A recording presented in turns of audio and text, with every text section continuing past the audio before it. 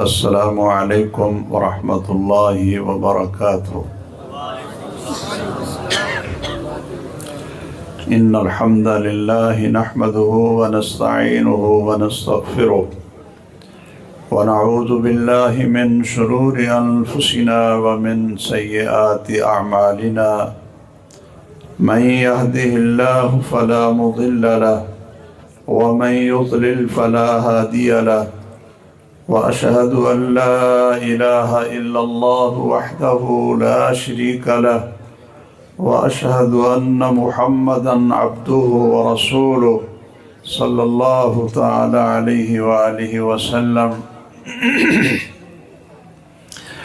يا أيها الذين آمنوا اتقوا الله حق تقاته ولا تموتن إلا وأنتم مسلمون يا أيها الناس اتقوا ربكم الذي خلقكم من نفس واحدة وخلق منها زوجها وبث منهما رجالا كثيرا ونساء واتقوا الله الذي تساءلون به والأرحام إن الله كان عليكم رقيبا يا أيها الذين آمنوا اتقوا الله وقولوا قولا سديدا يصلح لكم أعمالكم ويغفر لكم ذنوبكم ومن يطع الله ورسوله فقد فاز فوزا عظيما أما بعد فإن أحسن الكلام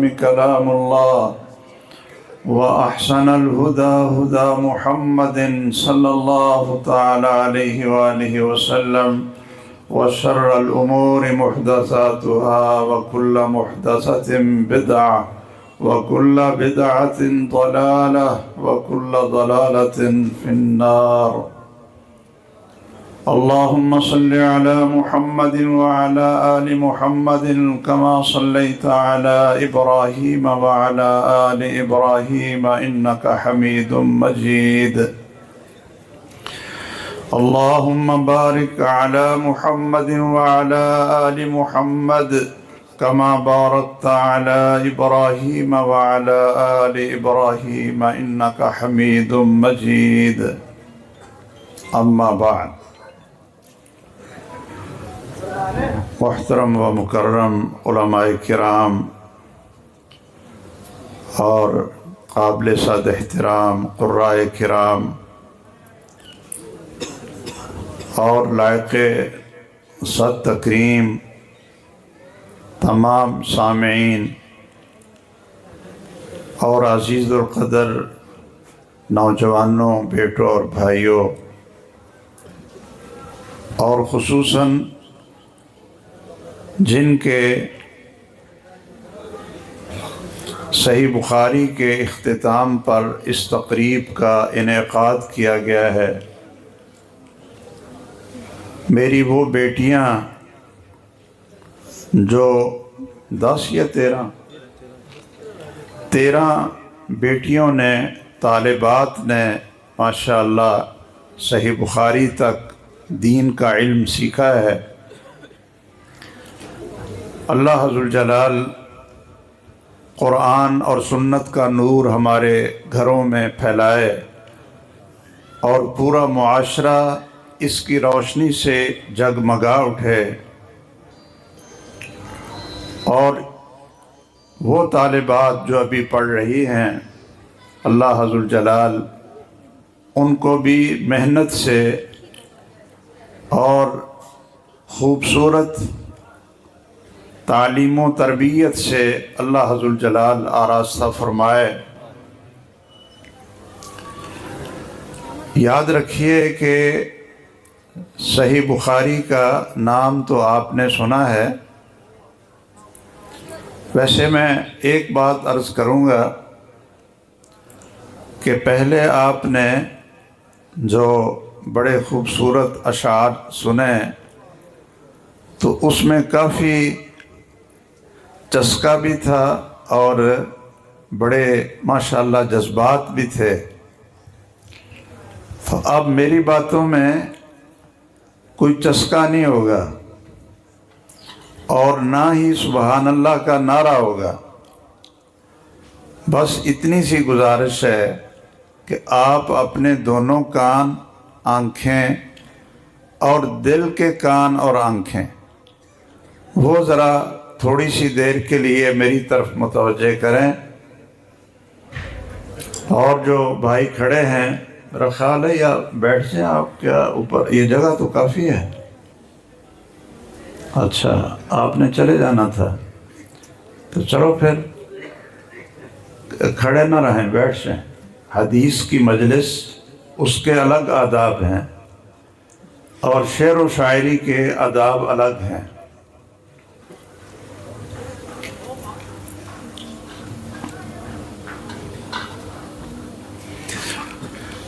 جب حدیث کی مجلس ہو تو اس میں پوری توجہ چاہیے۔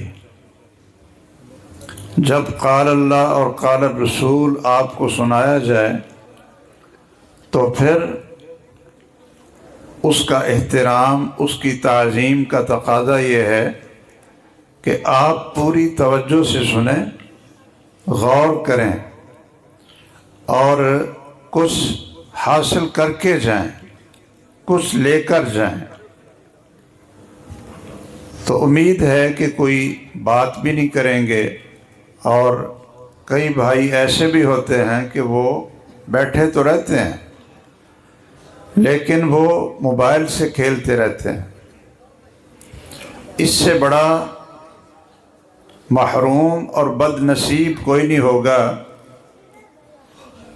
کہ رحمت کی بارش برس رہی ہو، اللہ ذوالجلال کی رحمت اور اس کی بخشش اس مجلس کو شامل حال ہو اور فرشتے ان کا تذکرہ کر رہے ہوں، اللہ ذوالجلال ان کے گناہوں کو معاف کر رہے ہوں، اور وہ حدیث کی طرف توجہ کی بجائے وہ اپنے موبائل سے کھیل رہا ہو، تو اس سے بہتر ہے کہ وہ اپنا وقت ضائع نہ کرے اور وہ جا کر آرام کرے۔ تو آئیے میں ذرا شروع کرتا ہوں۔ جو آپ نے آخری باب اور آخری حدیث سند کے ساتھ سنی ہے، یہ صحیح بخاری کا آخری باب اور آخری حدیث مبارک ہے۔ محمد الرسول اللہ صلی اللہ علیہ وسلم کا فرمان ہے۔ آپ سن رہے تھے کہ بڑے سونے تھے، بڑے منمونے تھے، بہت کچھ آپ نے سنا۔ تو رسول اللہ صلی اللہ علیہ وسلم کی باتیں، آپ کی احادیث اور آپ کی تعلیم اور تربیت وہ بھی خوبصورت اور منمونی ہے کہ نہیں ہے؟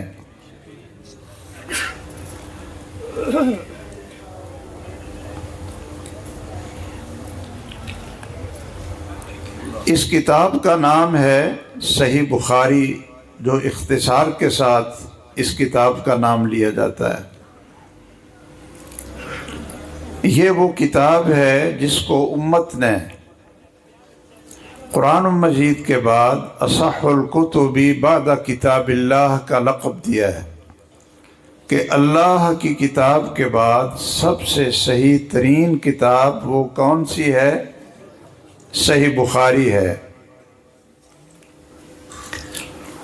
اور امام بخاری رحمہ اللہ فرماتے ہیں کہ میں نے اس کتاب کو 16 سال میں 6 لاکھ احادیث سے ان احادیث کا انتخاب کیا، اور ہر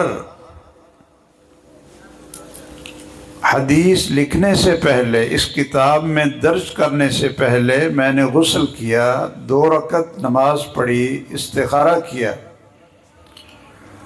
حتی تیقنت من صحتی، یہاں تک کہ اللہ ذوالجلال نے میرے دل میں اس حدیث کے صحیح ہونے کے بارے میں یقین پیدا کر دیا۔ فما ادخلت فی هذا الكتاب الا الصحیح، تو میں نے اپنی اس کتاب میں صرف صحیح حدیث کو درج کیا۔ وَجَعَلْتُهُ حُجَّةً بَيْنِي وَبَيْنَ رَبِّي، اور میں نے اس کتاب کو اپنے درمیان اور اپنے اللہ ذوالجلال کے درمیان حجت اور دلیل بنایا کہ جب اللہ ذوالجلال پوچھیں کہ محمد بن اسماعیل بخاری آپ دنیا سے کیا کمائی کر کے لائے ہو، آپ کا کون سا عمل ہے، تو میں آگے یہ کتاب پیش کر دوں کہ اللہ میں نے آپ کے عظیم پیغمبر کی عظیم اور صحیح احادیث کا اس کتاب میں انتخاب کیا۔ اور امام ابو زید رحمہ اللہ کے خواب سے یہ پتہ چلتا ہے کہ رسول اللہ صلی اللہ علیہ وسلم نے اس کتاب کو اپنی کتاب قرار دیا۔ امام ابو زید کہتے ہیں کہ میں بیت اللہ میں حجر اسود اور مقام ابراہیم کے درمیان سویا ہوا تھا، خواب میں محمد الرسول اللہ صلی اللہ علیہ وسلم کی زیارت ہوئی۔ آپ نے مجھے ارشاد فرمایا کہ ابو زید، آپ کب تک امام شافعی کی کتابیں پڑھتے رہو گے اور میری کتاب کو تم نے چھوڑا ہوا ہے؟ تو وہ کہتے ہیں کہ میں نے عرض کیا، اے اللہ کے حبیب صلی اللہ تعالی علیہ وآلہ وسلم، آپ کی کتاب کون سی ہے؟ آپ کی کتاب کون سی ہے؟ تو رسول اللہ صلی اللہ علیہ وسلم نے فرمایا کہ میری کتاب محمد بن اسماعیل بخاری کی صحیح بخاری کتاب ہے، وہ میری کتاب ہے۔ اب اس کتاب کی اتنی اہمیت ہے، آپ ایک نوجوان سے سن رہے تھے کہ بعض مدارس میں پہلی کلاس سے لے کر آخری کلاس تک احادیث نہیں پڑھائی جاتی، لیکن آخری کلاس میں جتنی مسند احادیث ہیں سند والی، جامع سنن نسائی سے لے کر صحیح بخاری تک، ان کا دورہ کروایا جاتا ہے۔ سمجھنے اور سیکھنے کے لیے، عمل کے لیے حدیث کو نہیں پڑھایا جاتا، بلکہ جو احادیث اپنے علماء اور اپنے اماموں کے فتوے کے خلاف ہو، اس کے جواب دیے جاتے ہیں کہ اس کا جواب نمبر 1 یہ ہے، نمبر 2 یہ ہے، نمبر 3 یہ ہے۔ اور یہ بڑے افسوس کی بات ہے، کیا رسول اللہ صلی اللہ علیہ وسلم کی حدیث سے اور قرآن مجید کی آیات سے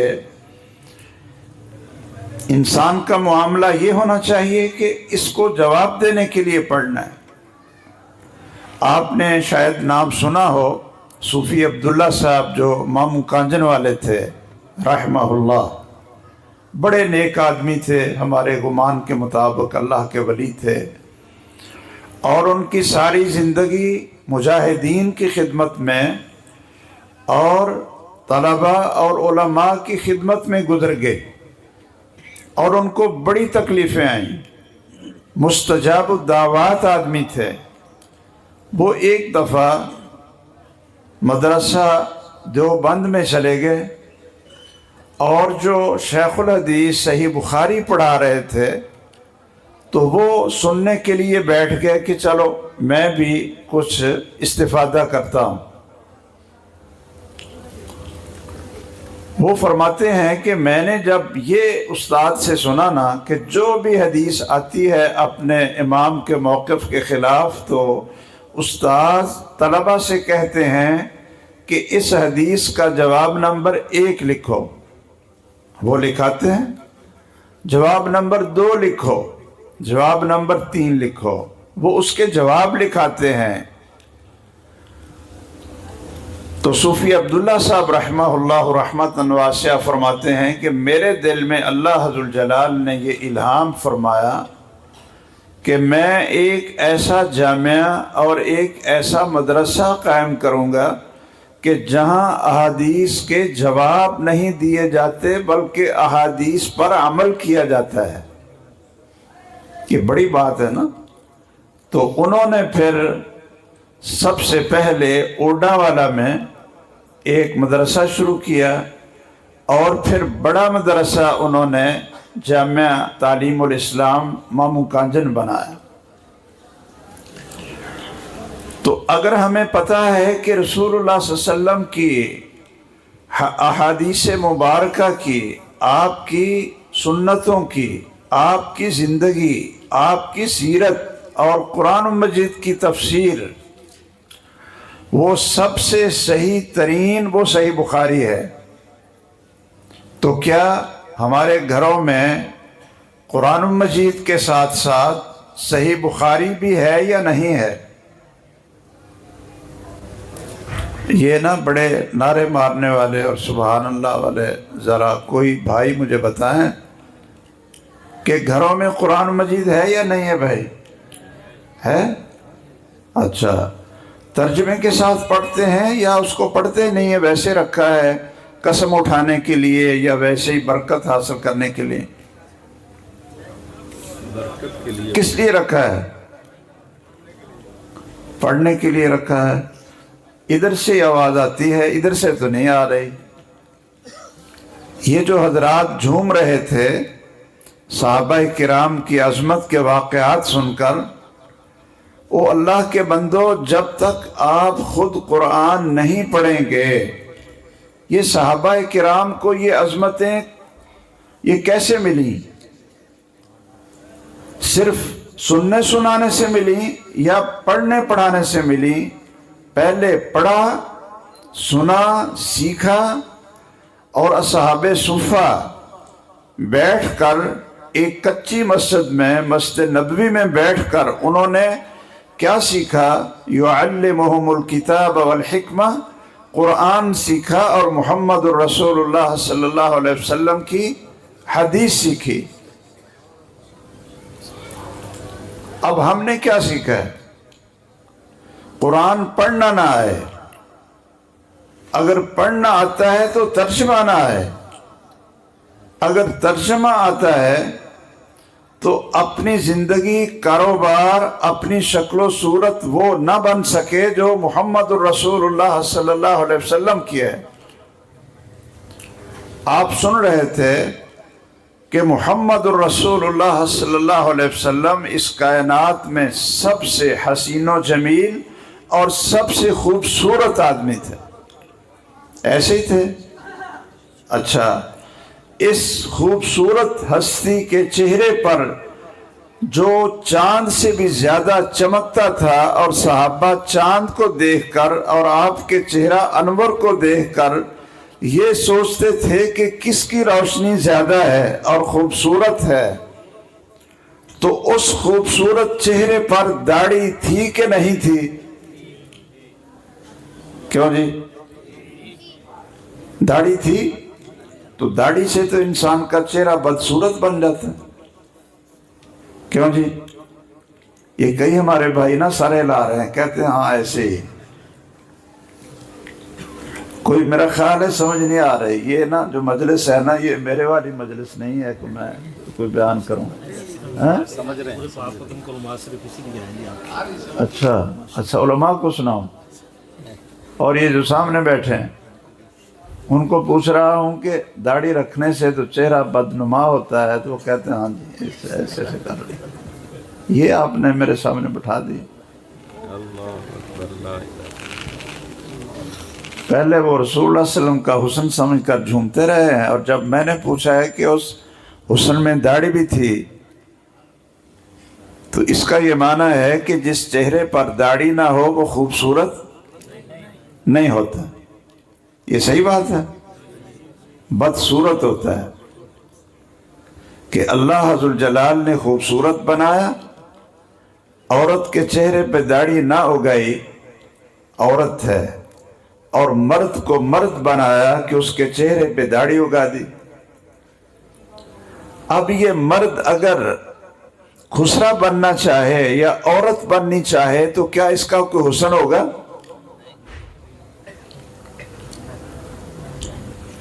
اچھا، میں یہ عرض کر رہا تھا کہ ہر گھر میں چلو قرآن تو ہے، ادھر سے آواز آئی کہ ہم قرآن پڑھتے ہیں، ماشاءاللہ، اللہ تعالیٰ ہر مسلمان کو توفیق دے کہ وہ قرآن پڑھے۔ ترجمے کے ساتھ پڑھے، سمجھ کے ساتھ پڑھے، تاکہ اس کی زندگی میں انقلاب آئے اور اس کی زندگی بدلے، عقیدہ بدلے، اس کا منہج بدلے۔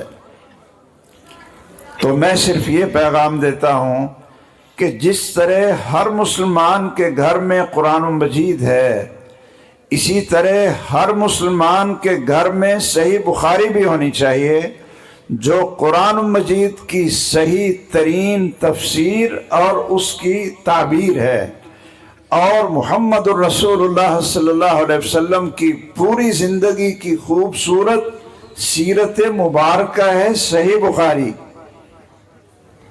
کہ رسول اللہ صلی اللہ علیہ وسلم کیسے سوتے تھے، کیسے اٹھتے تھے، کیسے وضو کرتے تھے، کیسے نماز پڑھتے تھے، کیسے تہجد پڑھتے تھے، کیسے لباس پہنتے تھے، کتاب البیوع میں کاروبار کیسے کرنے ہیں، اخلاق کیسے ہونے چاہیے، یہ پوری کی پوری اس کی آئیڈیل اور نمونہ یہ سارے کا سارا آپ کو ملے گا کس میں؟ صحیح بخاری میں۔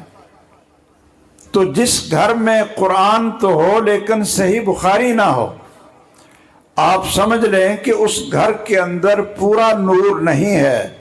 جب تک حدیث کے ساتھ، جب تک قرآن مجید کے ساتھ محمد الرسول اللہ صلی اللہ علیہ وسلم کی سنت مبارکہ صحیح ترین کتاب صحیح بخاری آپ کے گھر میں نہیں ہوگی، اس کو نہیں پڑھیں گے، نہیں سمجھیں گے، تو دین کی کسی بات کی آپ کو سمجھ نہیں آئے گی۔ یہ صحیح بخاری اس کا نام کیا ہے؟ الجامع الصحیح المسند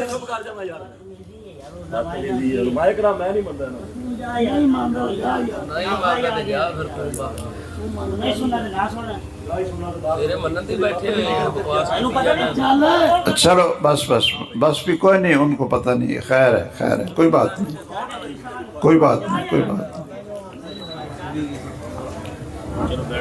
آپ ادھر توجہ کریں، ان کو رہنے دیں، چھوڑیں، کوئی بات نہیں ہے۔ کئی بھائیوں کو سمجھ دوسری آ جاتی ہے تو آپ ناراض نہ ہوں۔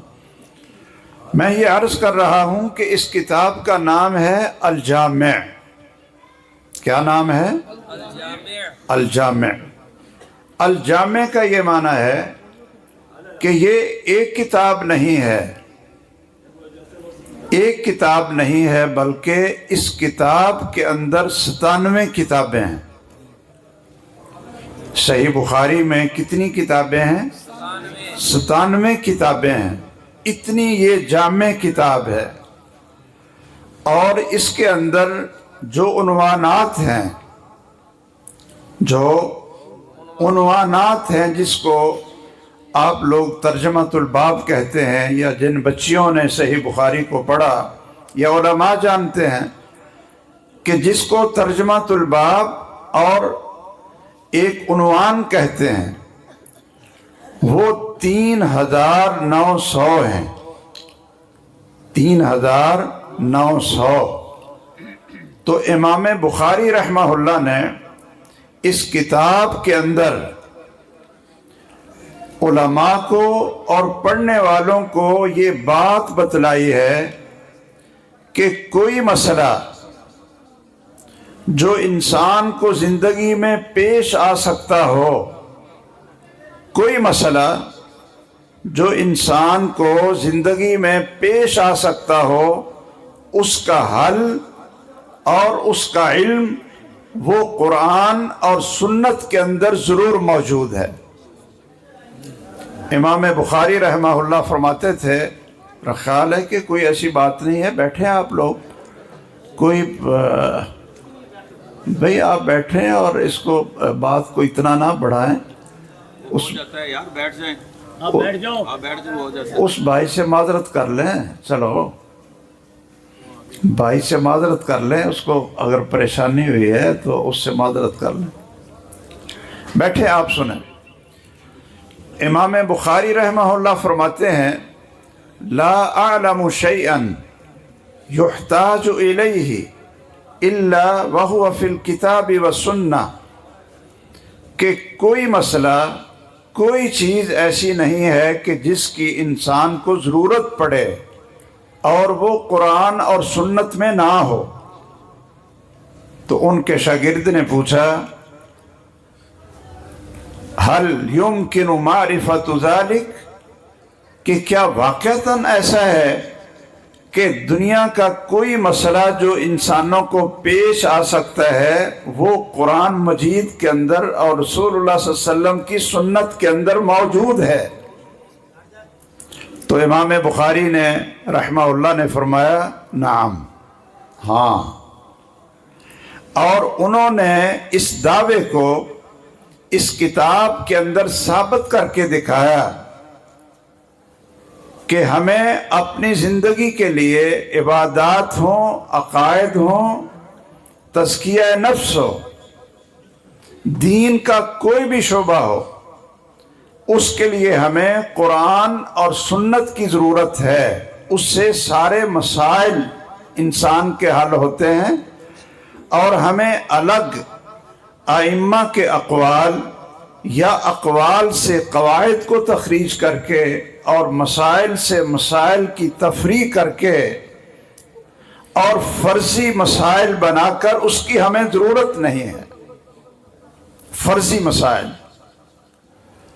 اور یہ بات آپ یاد رکھیں، علماء کرام اس بات کو جانتے ہیں کہ جتنے محدثین اور اہل حدیث ہیں، اہل سنت ہیں، ان کی فقہ وہ ہے فقہ الحدیث۔ بعض لوگ ہمیں یہ کہہ دیتے ہیں جی کہ اہل حدیث فقہ نہیں مانتے، اہل حدیث فقہ نہیں مانتے۔ تو آپ ایک بات کو یاد رکھیں کہ ایک فقہ ہے اہل حدیث کی جس کو فقہ الحدیث کہا جاتا ہے، اہل حجاز کی فقہ، محدثین کی فقہ، وہ فقہ الحدیث ہے، یعنی قرآن اور سنت سے مسائل کو اخذ کیا گیا۔ اور ایک فقہ اہل رائے ہے، فقہ اہل الکوفہ ہے، اور وہ فقہ ہے کہ جس کی بنیاد قرآن اور سنت اور منہج صحابہ نہیں بلکہ علماء کے اقوال ہیں۔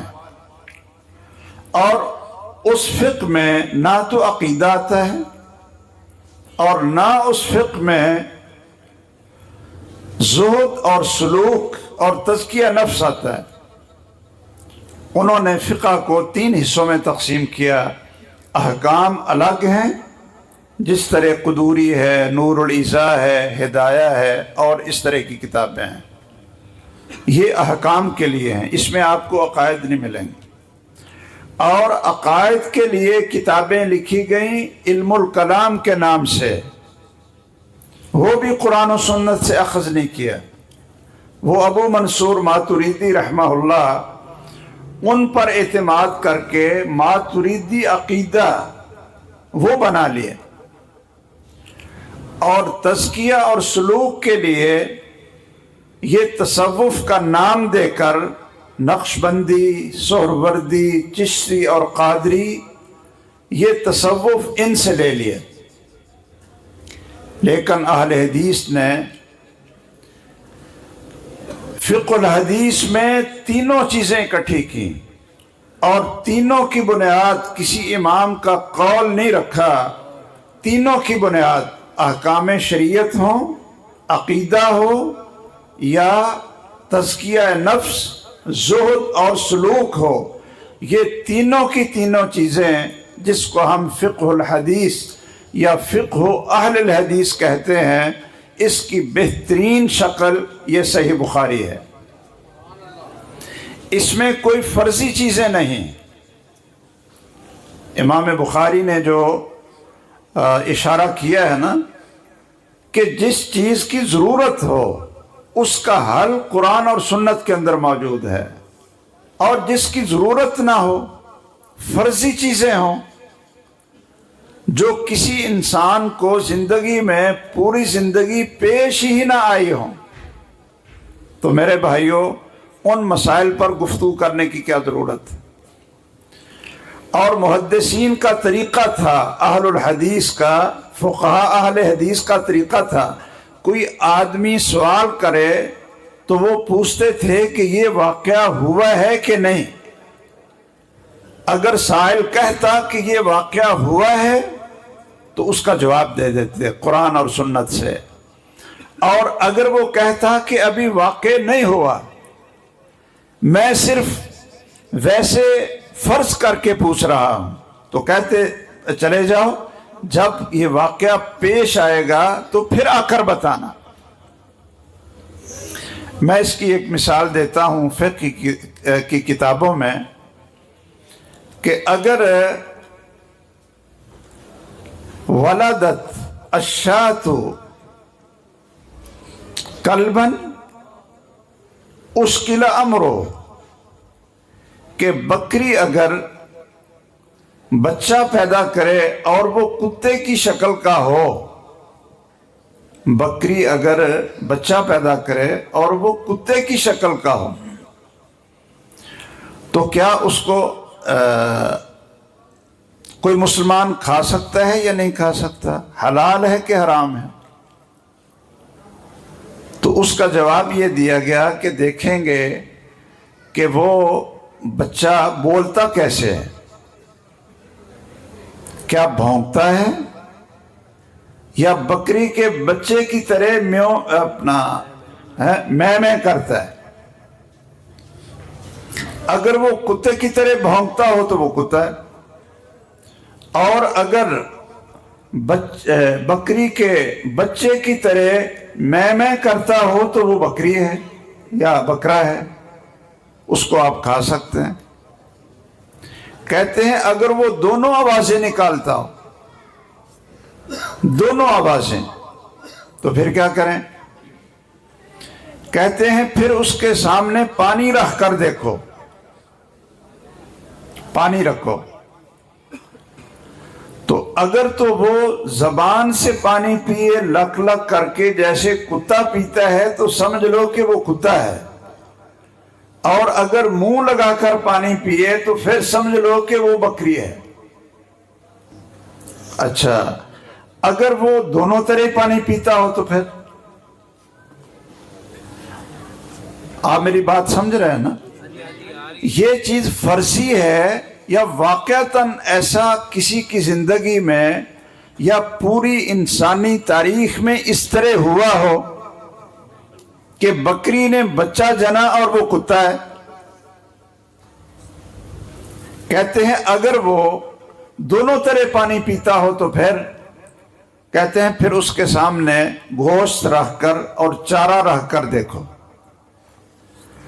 اگر وہ گوشت کھائے اور چارہ نہ کھائے تو پھر کیا ہے؟ کتا ہے، اور اگر وہ چارہ کھائے اور گوشت نہ کھائے تو وہ کیا ہے؟ بکری ہے۔ اگر وہ گوشت بھی کھا جاتا ہے اور چارہ بھی کھا جاتا ہے تو پھر کیا کریں؟ یہ ہے فرضی مسائل۔ ہماری الحمدللہ پوری صحیح بخاری میں اور پوری اہل حدیث کی فقہ الحدیث میں اس طرح کے جو بڑے کہتے ہیں نا بڑے گہرے مسائل ہیں، وہ ہماری فقہ میں نہیں۔ ہماری فقہ قرآن اور سنت کی سیدھی سادی ہے۔ اچھا، وہ کہتے ہیں جی اگر وہ گوشت بھی کھا جائے اور چارہ بھی کھا جائے تو پھر؟ کہتے ہیں پھر اس کو ذبح کریں اور ذبح کر کے دیکھیں کہ اس کے اندر سے اوجری نکلتی ہے یا آنتڑیاں نکلتی ہیں، آنتڑیاں نکلتی ہیں یا اوجری نکلتی ہے۔ اگر اوجری نکلے تو پھر وہ بکرا ہے، اور اگر صرف آنتڑیاں نکلیں تو وہ کتا ہے۔ چلو یہ بھی اچھا ہوا کہ ذبح کر دیا، اب جان چھوٹی، کیوں بھائی؟ تو امام بخاری رحمہ اللہ کہتے ہیں کہ میں کوئی چیز ایسی نہیں جانتا، کوئی مسئلہ یحتاج الیہ الا وہو فی الکتاب والسنہ، جس کی ضرورت انسان کو پڑتی ہے، جو واقع ہو سکتا ہے، اس کا جواب ضرور قرآن اور سنت کے اندر موجود ہوگا۔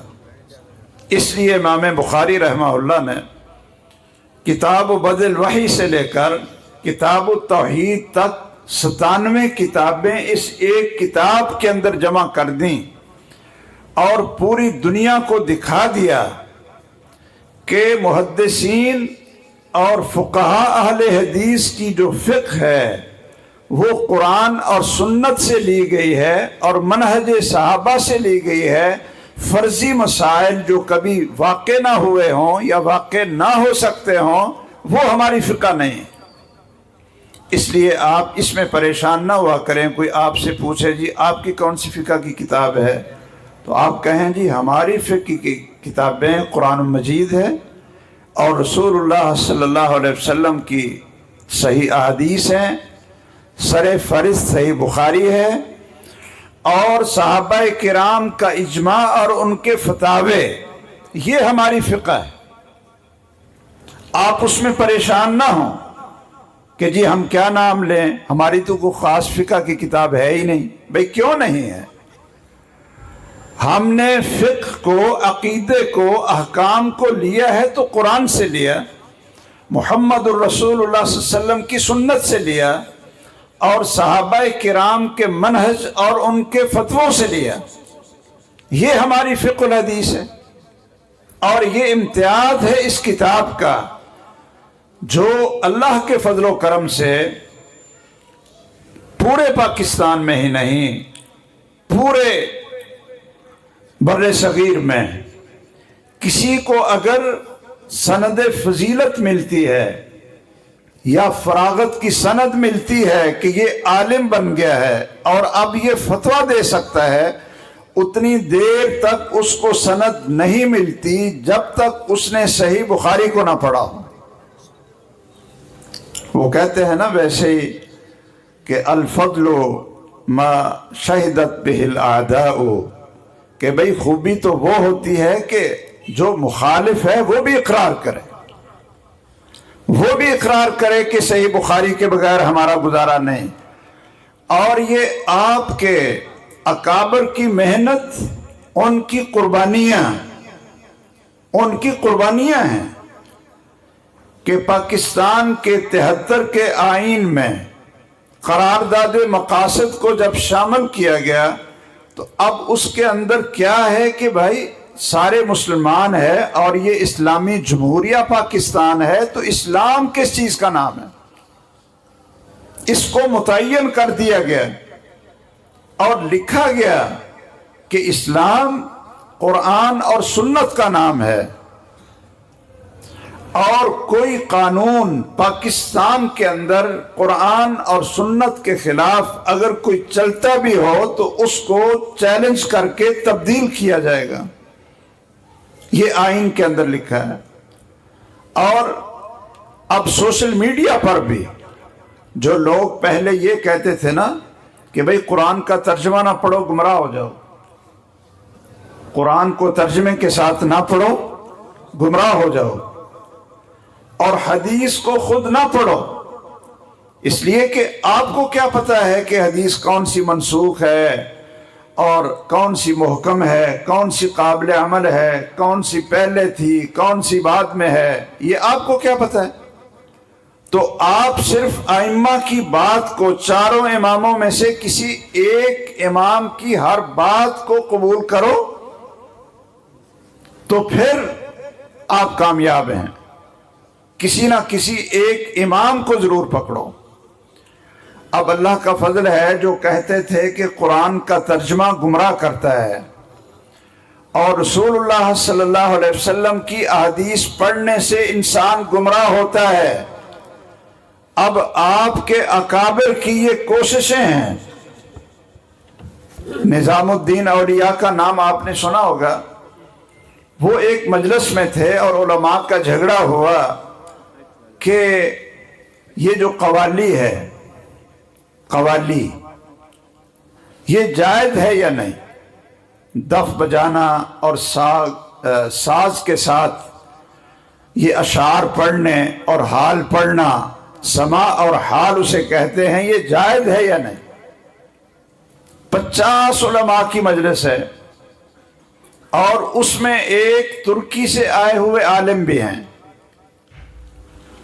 تو اگر ایک شخص نے قرآن مجید کی آیت پڑھی وَمِنَ النَّاسِ مَن يَشْتَرِي لَهْوَ الْحَدِيثِ، یہ آیت پڑھی اور رسول اللہ صلی اللہ علیہ وسلم کی ایک حدیث پڑھی صحیح بخاری کی کہ جس میں معازف کو حرام قرار دیا گیا ہے، گانے بجانے کو،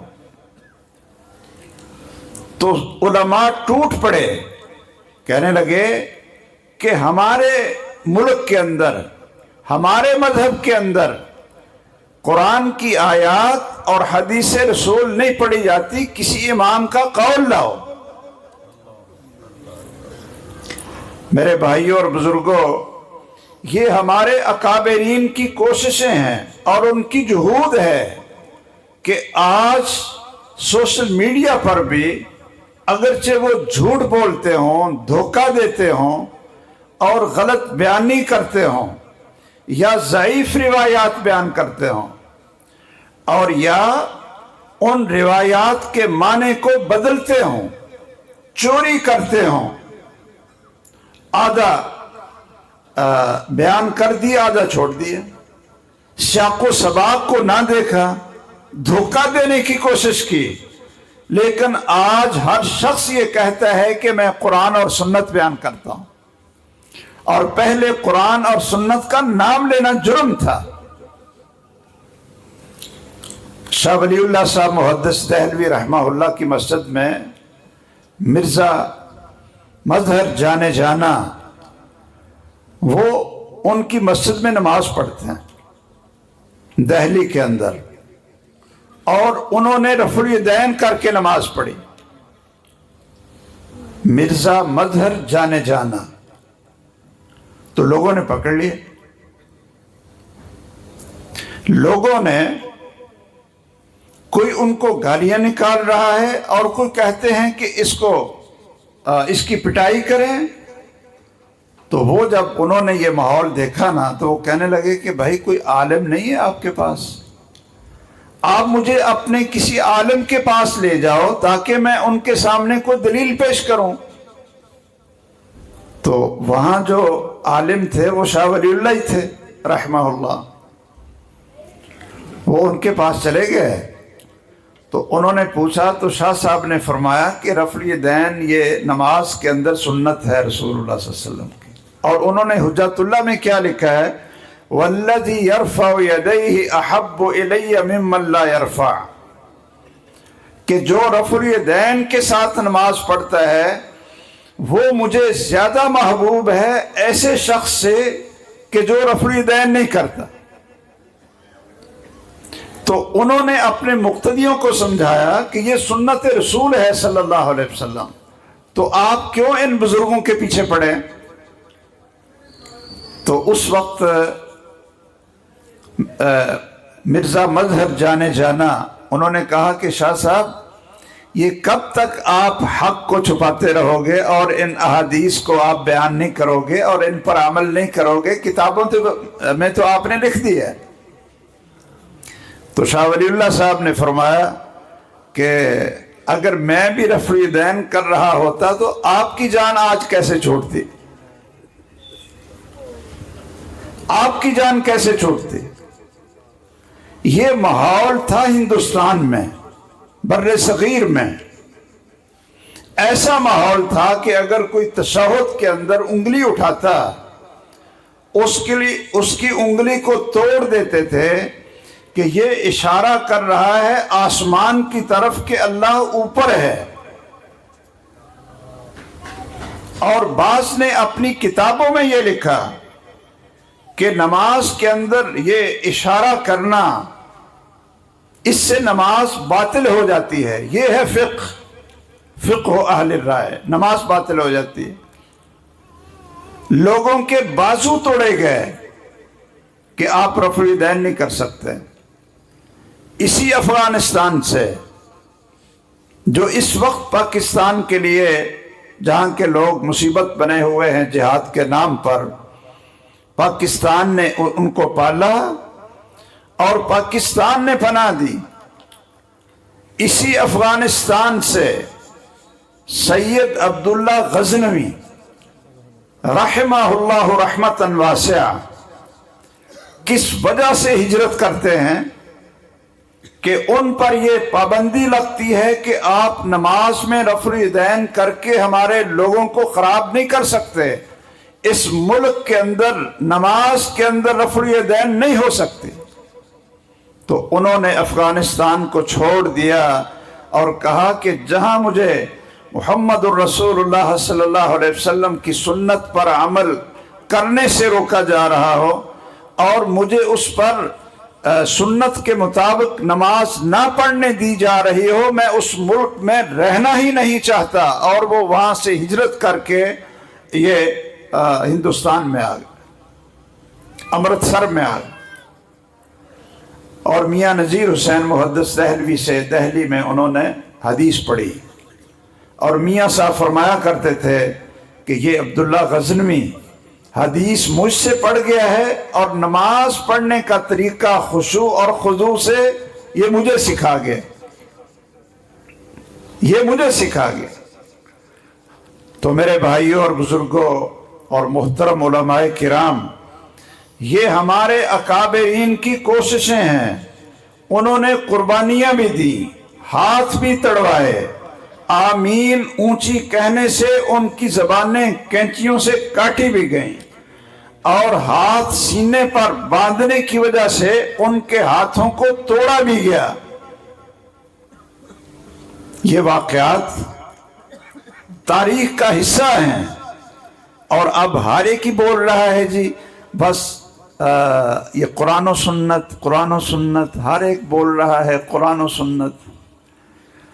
تو کیا ہم اس پر اللہ کا احسان اور اللہ کا انعامات کا شکر ادا نہیں کرتے ہیں کہ وہ جو ہمارا دعویٰ تھا کہ اسلام قرآن و سنت ہے اس کو سمجھیں، اور جیسے صحابہ کرام نے اس کو سمجھا ہے، ان کا منہج تھا، اس طرح بیان کریں۔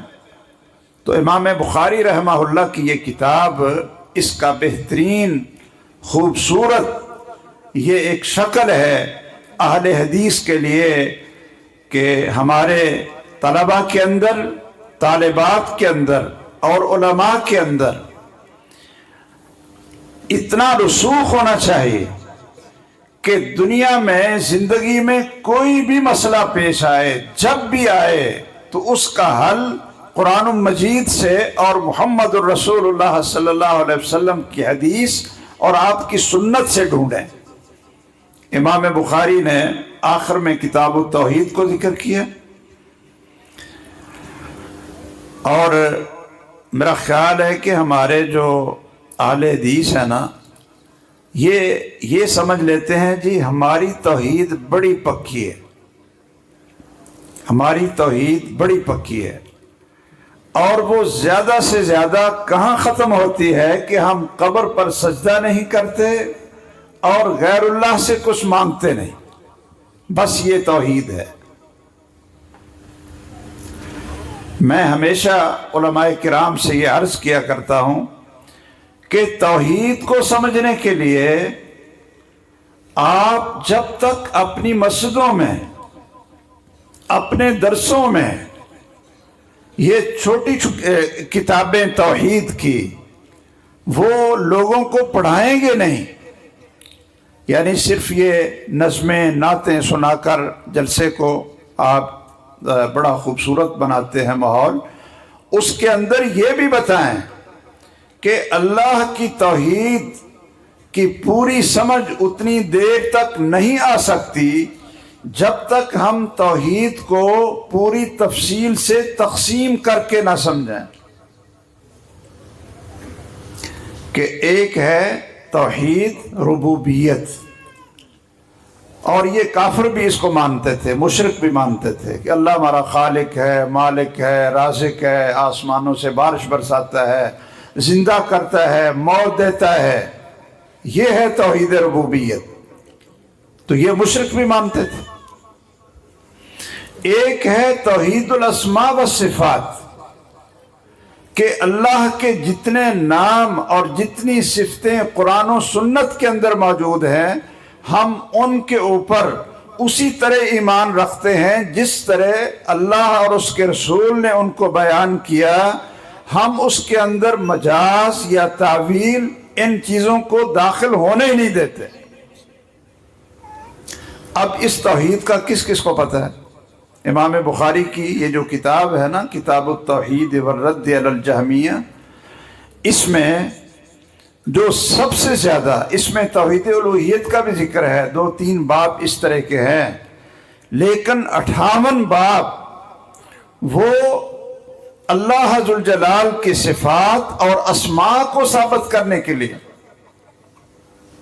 کیوں؟ اس لیے کہ کچھ لوگ ایسے تھے جو کہتے تھے کہ اللہ ذوالجلال کی کوئی صفت نہیں ہے، اللہ کی کوئی صفت نہیں۔ اللہ تعالیٰ دیکھتا ہے، کہتے نہیں۔ اللہ تعالیٰ سنتا ہے، کہتے تھے نہیں۔ اللہ کی صفت رحمت ہے، کہتے نہیں۔ اللہ کی صفت غضب ہے، کہتے نہیں۔ اللہ تعالیٰ بولتا ہے، کہتے نہیں۔ یعنی کوئی صفت اللہ کی وہ تسلیم نہیں کرتے۔ تو آپ مجھے بتائیں کہ جس چیز کی کوئی صفت نہ ہو وہ اس کا اپنا وجود ہوتا ہے یا وہ چیز عدم ہی ہوتی ہے کہ اس کا وجود ہی نہیں؟ اس لیے شیخ الاسلام ابن تیمیہ رحمہ اللہ فرماتے ہیں کل معطل یعبد عدما وکل مشبہ یعبد صنما، کہ جو شخص اللہ ذوالجلال کی صفات اور اسماء کا منکر ہے کہ اللہ کی صفت ہی کوئی نہیں، تو وہ پھر کس چیز کو سجدہ کرتا ہے، کس چیز کے لیے عبادت کرتا ہے، کس لیے ہاتھ اٹھاتا ہے؟ وہ تو عدم کی پوجا کر رہا ہے کہ جس کا وجود ہی کوئی نہیں۔ اور جو اللہ ذوالجلال کی صفات کو بندے کی صفات پر قیاس کرے، بندے کی صفات پر، تو وہ کس کی پوجا کرتا ہے؟ یعبد صنما، وہ ایک بت کی پوجا کر رہا ہے جو انسانی شکل میں ہو۔ تو امام بخاری رحمہ اللہ نے توحید الاسماء والصفات، یہ آپ نے کبھی سنا ہے بھئی مسجدوں میں اور ہمارے درسوں میں، اور لوگوں کو بتایا جائے کہ توحید ربوبیت کیا ہے جو کافر مشرک بھی مانتے تھے، توحید الاسماء والصفات کیا ہے جو اہل حدیث اور سلفی منہج اختیار کرنے والوں کا میزہ ہے۔ ان کے علاوہ اہل سنت والجماعت اور اہل حدیث کے علاوہ جتنے گروہ ہیں وہ توحید الاسماء والصفات کی وجہ سے ہی تو گمراہ ہوئے ہیں۔ کسی نے اللہ کی ساری صفات کا انکار کر دیا اور کسی نے کہا کہ نہیں 6 ہیں 7 ہیں اور باقی کوئی صفت نہیں ہے۔ اس کو بھی سمجھنا چاہیے نا۔ آپ صرف چسکے والی باتیں سن کر اور علم میں اضافہ نہ ہو، نکھار پیدا نہ ہو عقیدے میں، اور صرف یہ سمجھ کر کہ قبر کو سجدہ نہ کریں تو ہماری توحید پکی ہے، بھائیو اس طرح توحید پکی نہیں ہوتی۔ اور تیسری صورت وہ توحید الوہیت ہے کہ بندگی صرف ایک اللہ کی ہے، لا الہ الا اللہ ایاک نعبد و ایاک نستعین۔ اور بندگی کی کیا اقسام ہیں؟ جتنی بندگی کی اقسام ہیں وہ ساری کی ساری صرف اللہ کے لیے ہیں۔ تو امام بخاری رحمہ اللہ نے 58 باب قائم کیے، اور ان 58 ابواب میں 26 ابواب صرف اللہ کا کلام ثابت کرنے کے لیے کہ اللہ بولتا ہے۔ ویسے یہ آپ بڑی عجیب بات سمجھیں گے نا کہ کسی کا یہ عقیدہ ہو کہ کیا اللہ بولتا ہے؟ کیوں بھائی؟ جو لوگ فطرت پر ہیں نا، فطرت پر، جنہوں نے شرع عقائد نسفی نہیں پڑھی،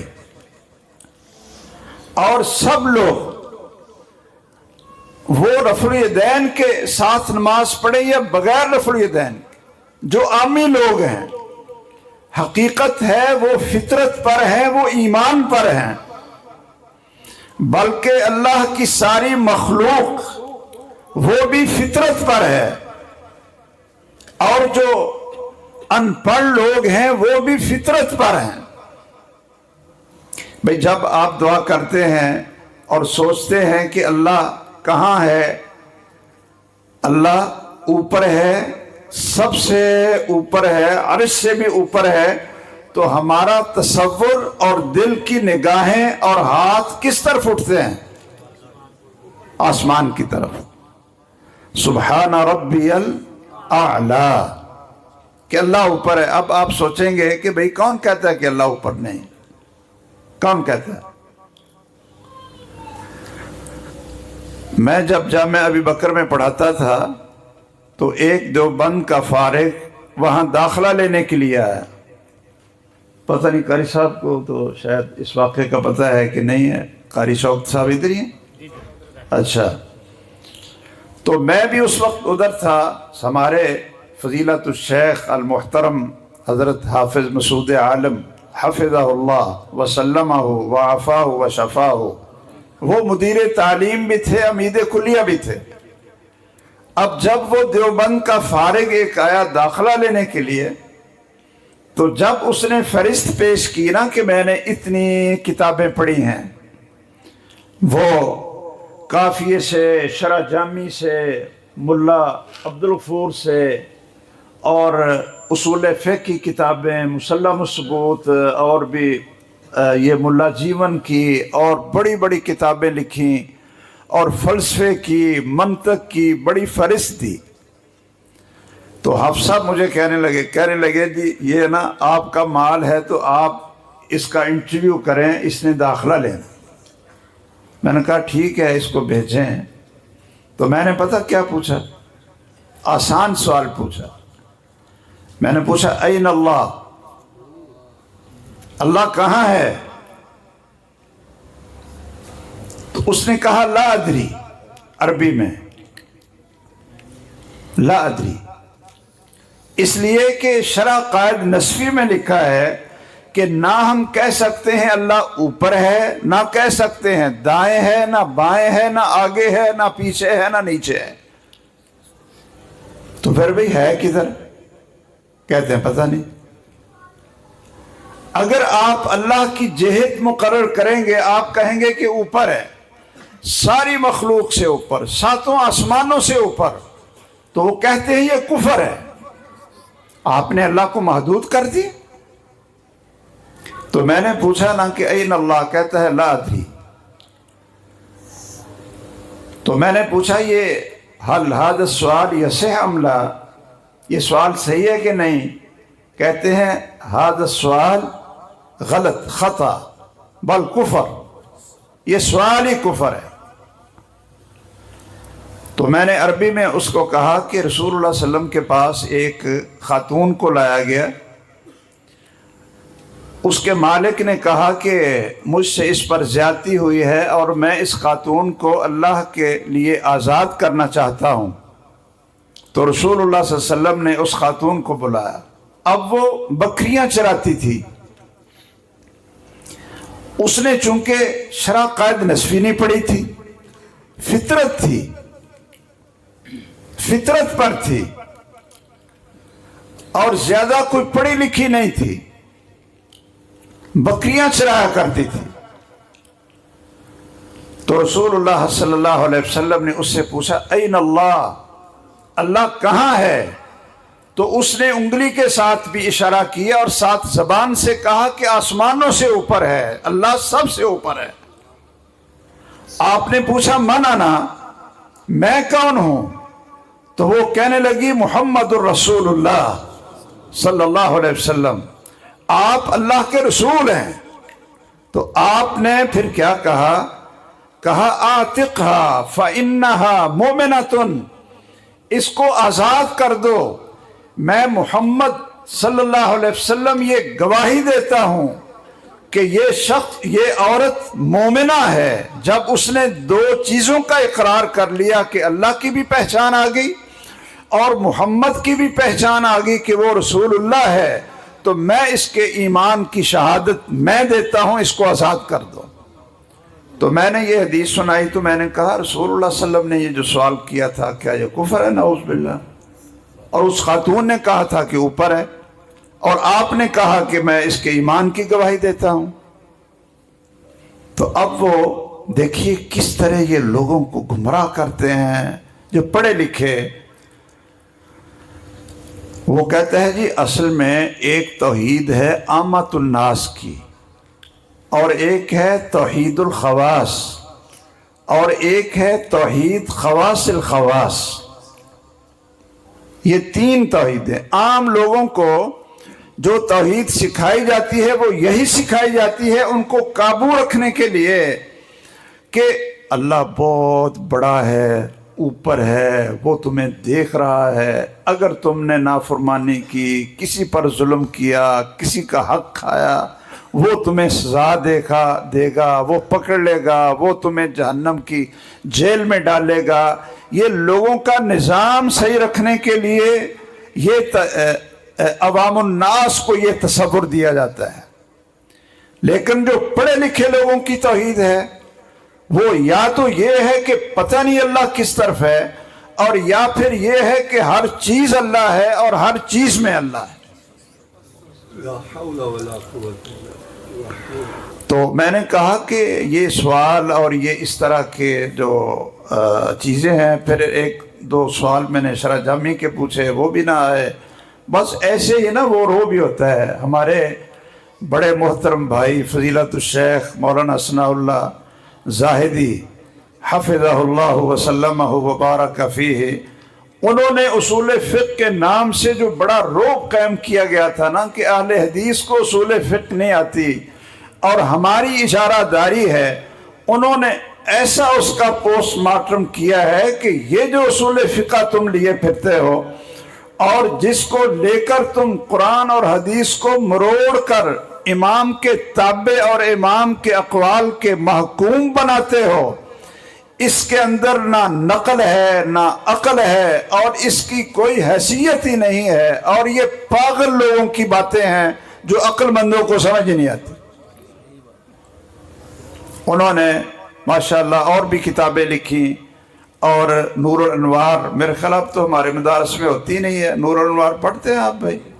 آپ طالب علم ہیں؟ یہ لگتا ہے کوئی طالب علم۔ اچھا ماشاءاللہ انہوں نے بخاری شریف پڑھی ہے، بہت اچھا۔ تو بھائی دیکھیے، میں کئی دفعہ کہتا ہوں کہ وہ ایک چونٹی تھی نا، وہ بنو اسرائیل کا ایک واقعہ بیان کرتے ہیں سلیمان علیہ السلام کے دور کا، حافظ ابن حجر نے لکھا ہے، اور بعض لوگ اس کو اسرائیلی روایت سمجھ کر بیان کر لیتے ہیں کہ بارش کی ضرورت پڑی، وہ انہوں نے اپنی قوم کو باہر نکالا تو ایک چونٹی دیکھی کہ وہ ٹانگیں اوپر اٹھائے وہ دعا کر رہی ہے، تو سلیمان علیہ السلام چونکہ ساری مخلوق کی بولیاں سمجھتے تھے کہ یہ کیا کہہ رہی ہے، تو انہوں نے کہا چلو ارجعوا فقد سقیتم بدعوت غیرکم، کہ واپس چلو، اللہ کی طرف سے اب بارش آ جائے گی، تمہارے علاوہ اور کسی نے دعا کر دی ہے، بارش آ جائے گی۔ لوگوں نے پوچھا آپ سب ہمیں اکٹھا کر کے باہر لے کر جا رہے تھے؟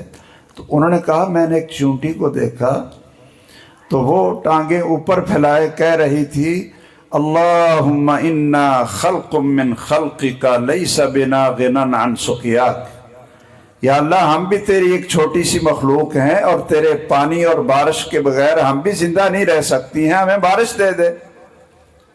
تو انہوں نے اپنی ٹانگوں کو، اس چونٹی نے، اس کا کتنا دماغ ہوتا ہے بھائی؟ آپ لوگوں سے بڑا ہے کہ چھوٹا ہے؟ انسانوں سے چھوٹا ہے؟ اچھا، لیکن فطرت تھی نا، فطرت تھی، اس کو کسی مولوی نے شرح قائد نصفی نہیں پڑھائی تھی، ورنہ شاید اس کا بھی دماغ خراب ہو جاتا۔ اب فطرت ہے۔ اب چونٹی اپنی ٹانگوں کو، ہاتھوں کو اوپر کس لیے اٹھاتے ہیں کہ اس کو پتہ ہے کہ اللہ کدھر ہے؟ اوپر ہے۔ اور آپ کسی عامی آدمی سے پوچھ لیں وہ رفع الیدین کرتا ہے نہیں کرتا ہے؟ رسول اللہ صلی اللہ علیہ وسلم معراج کو گئے تھے تو کدھر گئے تھے بھائی؟ اوپر گئے تھے.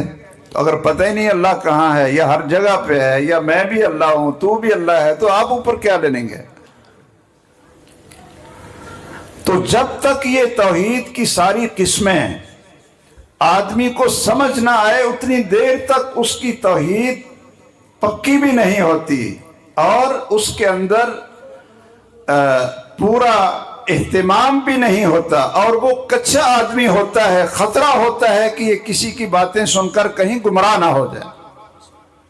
آخری باب بھی امام بخاری رحمہ اللہ نے اس لیے قائم کیا ہے کہ بندوں کا کلام اور اللہ کے کلام میں فرق کیا ہے. بندوں کا کلام اور اللہ کا کلام، یہ قرآن مجید ہے، یہ اللہ کا کلام ہے. اور قاری جو پڑھتا ہے اس کی آواز وہ مخلوق ہے، وہ اس قاری صاحب کی آواز ہے. قرات یہ قاری صاحب کی ہے، لیکن مقروء مسموع یہ ایک علماء کے لیے یہ مسائل ہیں. تو امام بخاری نے آخری باب بھی اسی لیے قائم کیا ہے. ہمارے شارحین نے تو بہت سارا کچھ بیان کیا کہ امام بخاری کا یہ مقصد ہے یہ مقصد ہے. تو میں تو صرف یہی کہتا ہوں کہ بھائی آپ امام بخاری کے نام یقین کے ساتھ کوئی ایسی بات نہ لگایا کریں جو انہوں نے کہی نہیں ہے، جو انہوں نے کہی نہیں ہے. آپ یہ کہا کریں کہ شاید امام بخاری کا یہ مقصد ہو. یظہر کہ لگتا ہے کہ امام بخاری نے یہ باب اس لیے قائم کیا، لگتا ہے. باقی آپ نقطے نکالتے رہیں کہ جی وہ آخری حدیث بھی غریب ہے، پہلی حدیث بھی غریب ہے، اور اس میں نقطہ یہ ہے کہ آپ نے کہا تھا بدأ الاسلام غریبا وسیعود کما بدأ فطوبی للغرباء. یہ نقطہ ہے اس کے اندر. امام بخاری یہ بتانا چاہتے ہیں کہ غربت کا زمانہ آئے تو آپ پریشان نہ ہوں، آپ سنت پر قائم رہیں. بھئی یہ امام بخاری نے بتایا. اور کئی دفعہ ہم یہ نکال لیتے ہیں کہ امام بخاری میزان کا باب قائم کر کے یہ بتانا چاہتے ہیں کہ اعمال کی صحت اور اس کی خطا پہچاننی ہو تو اس کے لیے جو میزان ہے وہ صحیح بخاری ہے میری کتاب. بھائی یہ بات تو صحیح ہے، لیکن امام بخاری کا یہ مقصد ہو، یہ اللہ بہتر جانتا ہے، شاید یہ ہو بھی، تو آپ اس کو شاید کے لفظ سے بیان کریں کہ ممکن ہے، تاکہ ہم کسی کے نام وہ بات نہ لگائیں جو انہوں نے خود نہ کہے ہوں. آپ احتمال بیان کر دیں. تو امام بخاری رحمہ اللہ نے یہ باب قائم کیا ہے، باب قول اللہ تعالی وَنَضَعُ الْمَوَازِينَ الْقِسْطَ لِيَوْمِ الْقِيَامَةِ، کہ ہم قیامت کے دن انصاف کے ترازو قائم کریں گے. وَأَنَّ أَعْمَالَ بَنِي آدَمَ وَقَوْلَهُمْ يُوزَنُ، اور سارے بندوں کے، بنو آدم کے سارے اعمال بھی تولے جائیں گے اور ان کی باتیں بھی تولی جائیں گی.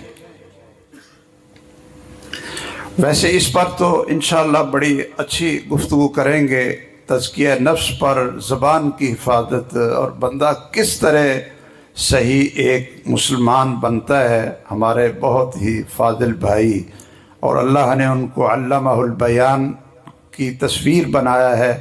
اللہ تعالی ہمارے شیخ محترم عبد المنان راسخ حفظہ اللہ وسلمہ ورفع قدرہ وشانہ وحفظہ کما یحفظ عبادہ الصالحین، یہ جو باتیں وہ آپ کو سنائیں گے جو سب کو سمجھ آئیں. اب ہمیں یہ لگا دیتے ہیں بخاری شریف کی حدیث بیان کرنے پر. یہاں زیادہ جو زور دیا جاتا ہے نا وہ اس پر دیا جاتا ہے کہ کچھ لوگ وزن اعمال کے قائل نہیں. کیوں جی؟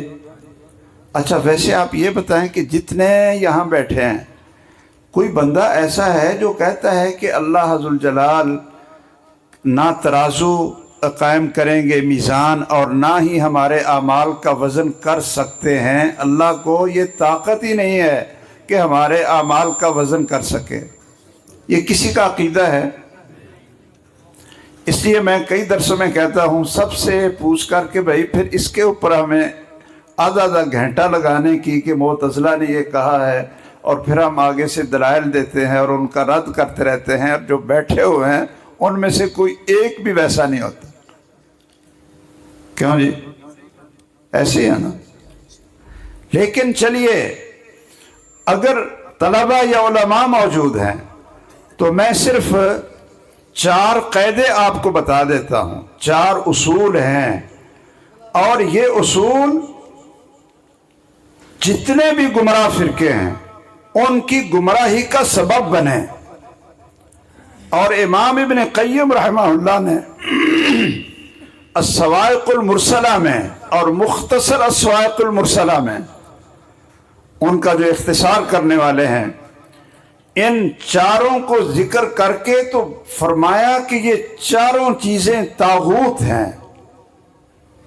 یہ کیا ہیں؟ طاغوت ہیں، جس کی وجہ سے لوگ گمراہ ہو۔ پہلا طاغوت کیا ہے کہ نصوص القرآن والسنہ لفظیۃ لا تدل علی الیقین والبراہین العقلیہ ہی قطعیۃ تدل علی الیقین۔ کہتے ہیں کہ قرآن اور سنت کے جو نصوص ہیں یہ لفظی ہوتے ہیں اور یہ یقین پر یہ دلالت نہیں کرتے، اس سے یقین حاصل نہیں ہوتا، اور جو ہمارے دلائل عقلی ہیں وہ زیادہ قطعی ہوتے ہیں، وہ یقین پر دلالت کرتے ہیں۔ اس لیے قرآن اور سنت کا تعارض اگر ہماری عقل سے آ جائے تو پھر ہم قرآن کی تعویل کریں گے اور اپنی عقل کے قاعدے کو مقدم رکھیں گے۔ یہ امام غزالی، امام رازی اور یہ شاعرہ اور ماتریدیہ، یہ سب ان لوگوں کی گمراہی کا سبب یہ بنا، ایک یہ قاعدہ، اور یہ ایک طاغوت ہے۔ مثالیں میں نہیں دیتا، ٹائم لگے گا۔ اور دوسرا طاغوت یہ ہے کہ قرآن اور سنت کا ظاہر جو اللہ ذوالجلال کے اسماء اور صفات کے بارے میں ہے وہ کفر پر دلالت کرتا ہے، اس کا معنی یہ کفر بنتا ہے۔ اور تیسرا طاغوت یہ ہے کہ خبر واحد وہ یقین کا فائدہ نہیں دیتی۔ یہ قاعدہ بنا کر بہت سی احادیث کو انہوں نے اپنے عقیدے سے اور عمل سے نکال دیے۔ اور چوتھا طاغوت یہ ہے کہ یہ جتنے اسماء اور صفات ہیں اور احکام میں بھی ہم حقیقی معنی نہیں لیں گے، اس کا مجازی معنی لیں گے اور تعویل کریں گے، اللہ کی صفات کو اس طرح ثابت نہیں کریں گے جس طرح اللہ ذوالجلال نے اپنے لیے ثابت کیا ہے۔ اب یہ 4 طاغوت ہیں، یہ پوری کتاب کا خلاصہ ہے۔ اور یہاں جو مسئلہ بنا نا کہ اعمال کا وزن ہو سکتا ہے یا نہیں، بلکہ اس کی مثال دی ہے امام غزالی کی ایک کتاب ہے الوصایا العشر۔ اس میں وہ کہتے ہیں کہ قرآن کی آیات اور احادیث رسول اللہ صلی اللہ علیہ وسلم کی یہ ساری کہتی ہیں کہ میزان ہوگا، ترازو ہوگا اور اعمال کا وزن ہوگا، اور ہماری جو عقل ہے جس کی دلالت وہ قطعی ہے وہ اس کو مانتی نہیں۔ تو اب کیا کریں؟ وہ کہتے ہیں اس طرح کریں کہ قرآن کی جو آیات ہیں نا یا حدیث ہیں رسول اللہ صلی اللہ علیہ وسلم کی، اس کی تعویل کریں آپ کہ بھئی وزن سے مراد وزن نہیں ہے، وہ تو ہو ہی نہیں سکتا، نہ ترازو وہاں کوئی ہوگا، بلکہ وزن سے مراد ہے عدل ہے، کوئی وزن نہیں ہوگا۔ تو اب ہم صرف اتنا ہی کہتے ہیں کہ اللہ تعالیٰ بھی کہتے ہیں وزن ہوگا۔ اللہ کا علم زیادہ ہے یا ان حضرات کا جو کہتے ہیں ہماری عقل کہتی ہے وزن نہیں ہوگا؟ اچھا، اللہ فرماتے ہیں کہ وزن ہوگا، تو اللہ تعالیٰ سچے ہیں یا نعوذ باللہ کوئی اور بات ہے؟ اللہ سچے ہیں۔ اصدق من اللہ قیلا من اصدق من اللہ حدیثا۔ اور رسول اللہ صلی اللہ علیہ وسلم فرماتے ہیں کہ اعمال کا وزن ہوگا، وہ سچے ہیں کہ نہیں؟ اس لیے ہم اس بحث کو لمبا لیتے ہی نہیں۔ میں صرف ایک بات یہاں پوچھوں گا کہ جب ہم، میرا، آپ کا، علماء کا، جتنے موجود ہیں، کوئی تاجر ہیں، کوئی کاروباری ہیں، سب ہیں، کہ ہمارے اعمال اور ہماری ہر بات کا وزن ہوگا، ہم تو مانتے ہیں نا؟ اچھا، کیا جو قاری صاحب بچوں کو پڑھاتے ہیں، بچوں کو قرآن حفظ کرواتے ہیں، اور کسی کی غلطی آ جائے تو اس کو سزا دیتے ہیں، تو بچے کی غلطی اور اس قاری صاحب کی جو سزا ہے، ان دونوں کو تولا جائے گا کہ نہیں؟ اب نہیں آپ نے بولنا، اس لیے کہ وہ ہمارے اوپر آ گئی نا۔ ایک مدرس پڑھاتا ہے اور وہ تیاری نہیں کرتا، تنخواہ بھی ملتی ہے، سہولتیں بھی ہیں، لیکن بغیر مطالعے کے، تیاری کے بغیر پڑھاتا ہے، تو کیا اس کا کوئی عمل تولا جائے گا کہ نہیں؟ ایک خطیب خطبہ دیتا ہے، اس کی ذمہ داری ہے، اس کو مقرر کیا انتظامیہ نے،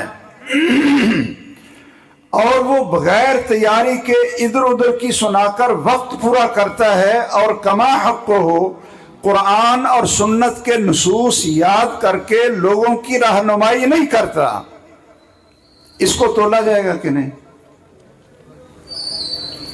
درس نظامی میں پڑھنے والے اور پڑھانے والے جب بچوں کو سزا دیتے ہیں اور اتنا مارتے ہیں کہ بچوں کے بازو ٹوٹ جائیں، آنکھ نکل جائے، پوری پیٹھ پر زخم ہو جائیں کہ اس بچے نے سبق صحیح نہیں سنایا، تو کیا اس کو تولا جائے گا کہ نہیں تولا جائے گا؟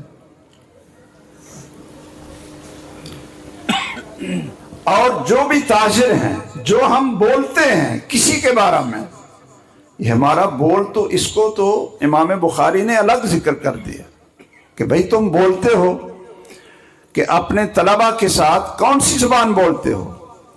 ہم نے تو ایسے ایسے لوگ بھی دیکھے کہ جو طلبہ بیچارے پڑھنے آتے ہیں نا، تو کہتے ہیں جی فرشتے ان کے پاؤں کے نیچے پر بچھاتے ہیں، اور ساری مخلوق ان کے لیے دعائیں کرتی ہے، اور جب کوئی ذمہ دار کسی کو سزا دینے پہ غصے میں آ جائے، اور جب وہ بولتا ہے اور اس کو گدھا اور اس کو ماں اور بہن کی گالیں نکالتا ہے، تو کیا یہ نہیں تولا جائے گا؟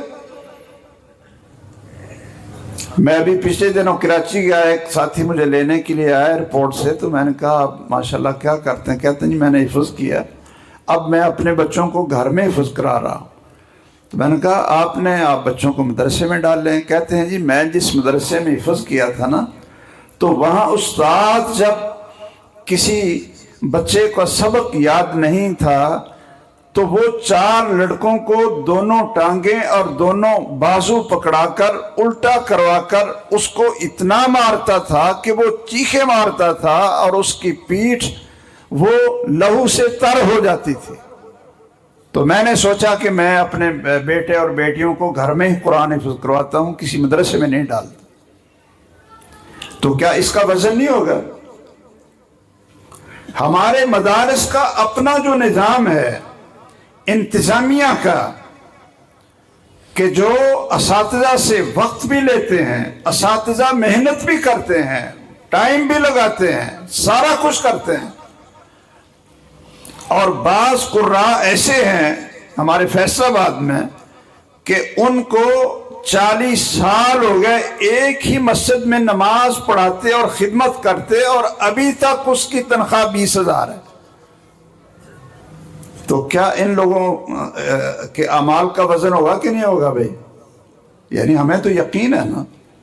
اچھا، طلبہ کے اعمال کا وزن ہوگا کہ نہیں ہوگا جو بالغ ہیں؟ چلو جو نابالغ ہیں نا ان کو چھوڑتے ہیں، کہ آپ لوگوں کو جو مدرسے کی طرف سے سہولتیں ملتی ہیں،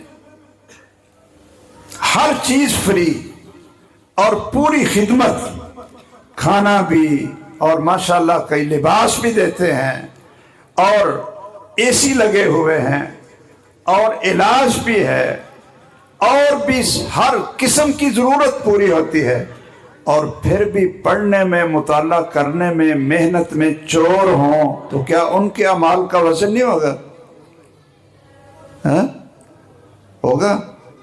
اچھا، میں نے کہا بس یہ معتزلہ کا رد کیا کریں کہ بھئی وہ کہتے ہیں وزن نہیں ہوگا، ہم کہتے ہیں وزن ہوگا، تو جب یہ پھر ان چیزوں کا وزن شروع ہو گیا تو پھر کیا بنے گا؟ امی عائشہ کہتی ہیں رضی اللہ تعالیٰ عنہ کہ ایک شخص آیا اور کہنے لگا ان لی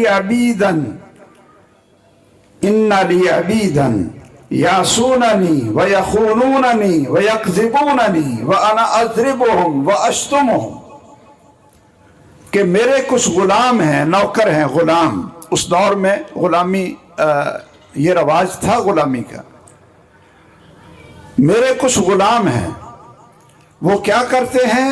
میری نافرمانی بھی کرتے ہیں، جھوٹ بھی بولتے ہیں اور خیانت بھی کرتے ہیں، اور میں ان کو اضربهم واشتمهم، میں ان کو مارتا بھی ہوں اور ان کو برا بلا بھی کہتا ہوں، گالیاں بھی دیتا ہوں، تو کیا اس کا کیا بنے گا؟ اس کا کیا بنے گا؟ تو رسول اللہ صلی اللہ علیہ وسلم نے فرمایا کہ اس کا کیا بننا ہے؟ ان کی نافرمانی، خیانت اور جھوٹ وہ ایک پلڑے میں اللہ رکھ دیں گے، اور تیری آگے سے جو سزا ہے، جو تو نے ان کو مارا اور برا بلا کہا، وہ دوسرے پلڑے میں رکھ دیں گے، اس کا وزن کریں گے۔ اگر ان کا گناہ زیادہ ہوا اور آپ کی سزا کم ہوئی تو پھر وہ پکڑے جائیں گے، آپ چھوٹ جائیں گے۔ اگر آپ کی سزا ان کے گناہ اور قصور کے مقابلے میں زیادہ ہوئی تو پھر آپ پکڑے جائیں گے اور وہ چھوٹ جائیں گے، اور اگر دونوں پلڑے برابر ہوئے تو پھر نہ آپ پر مواخذہ ہوگا نہ ان پر ہوگا۔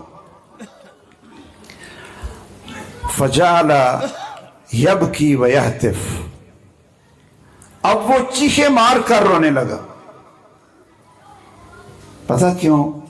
اس لیے کہ جب آدمی کو غصہ چڑھ جاتا ہے تو آدمی سوچتا ہے کہ بھئی اس کے قصور کی، اس کی غلطی کی سزا کتنی بنتی ہے، پہلے اس کو تولو پھر سزا دو، اس کی غلطی کی سزا کتنی بنتی ہے یہ تولنا پڑے گا۔ لیکن جب انسان غصے سے پاگل ہو جائے تو کیا وہ سوچتا ہے کہ میں نے بچے کو کتنا مارنا ہے، ایک غلطی کی کتنی سزا دینی، دو کی میں نے کتنی دینی ہے، اور اس کی چمڑی کب ادھیڑنی، اس کے بازو کب توڑنے ہیں۔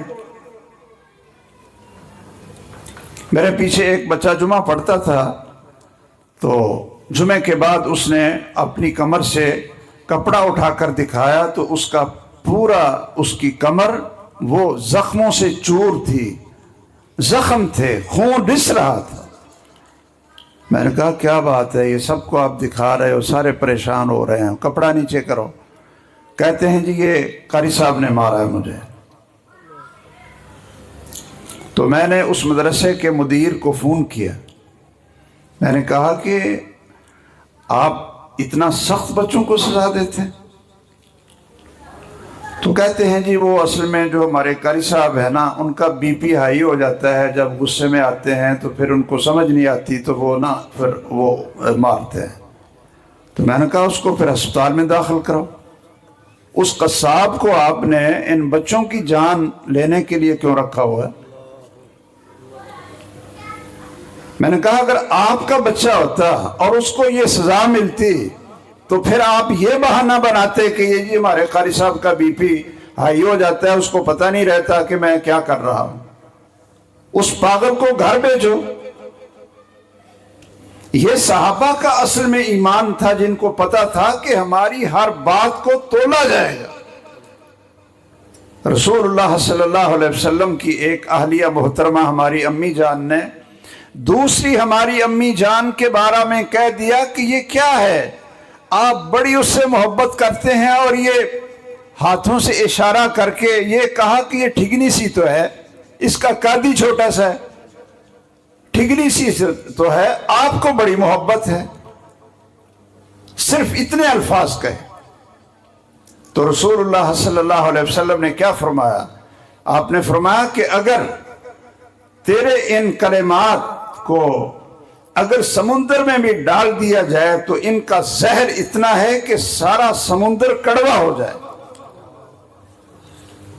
ہم کیا کیا بولتے ہیں، کیا کیا چغلیاں کرتے ہیں، کیا کیا غیبتیں کرتے ہیں، کیا کیا تہمتیں لگاتے ہیں، کن کن کی عزتیں پامال کرتے ہیں۔ ہمارے اعمال اور اقوال کا وزن نہیں ہوگا۔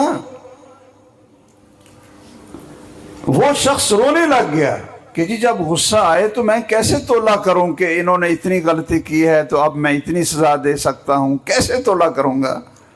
آپ نے فرمایا کہ تو نے رونا شروع کر دیا۔ اما قرأت قول اللہ ونضع الموازین القسط لیوم القیامہ، آپ نے اللہ کا یہ فرمان نہیں پڑھا کہ ہم قیامت کے دن انصاف کے ترازو قائم کریں گے، اور وَإِنْ قَانَ مِثْقَالَ حَبَّةٍ مِّنْ خَرْدَلٍ أَتَيْنَا بِهَا وَكَفَى بِنَا حَاسِبِينَ، اور ایک رائی کے دانے کے برابر بھی غلطی ہوگی تو وہ ترازو اس کا وزن بھی نکال دے گا۔